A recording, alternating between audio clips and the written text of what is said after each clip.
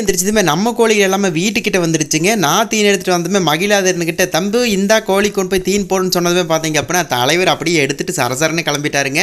போனதும் பார்த்தீங்க அப்படின்னா எல்லா கோழிகளுக்குமே கூப்பிட்டு தீன் போட்டுருந்தார். அதே மாதிரி வாத்துகள் எல்லாம் பறந்துட்டு ஓடியாந்துட்டு இருந்துச்சு.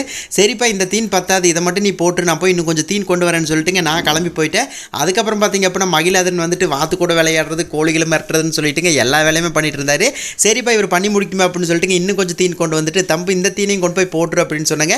அதுக்கப்புறம் பார்த்தீங்க அப்படின்னா அவர் ஊர் உலகமே சுற்றி முடிச்சுட்டு அதுக்கப்புறம் ஒடியாந்து வந்ததுக்கப்புறம் பார்த்தீங்க அப்படின்னா எல்லாத்தையுமே தீன் போட ஆரம்பிச்சிட்டாரு. அதுக்கப்புறம் அரிசி என்ன பண்ணாருன்னு சொல்லி கேட்டீங்க அப்படின்னா கோழிக்கு ஒரு வாய் எனக்கு ஒரு வாய் அப்படிங்கிற விதமாக பார்த்தீங்க அப்படின்னா நம்ம பார்க்காத நேரத்துக்கு வந்துட்டு கோழிக்கு ஒரு வாய் போடுறது, தலைவர் ஒரு வாய் சாப்பிட்றது, அழுங்காமல் சாப்பிட்றாரு பார்த்தீங்களா, அப்படியே சாப்பிட்டுக்கிறதுங்க.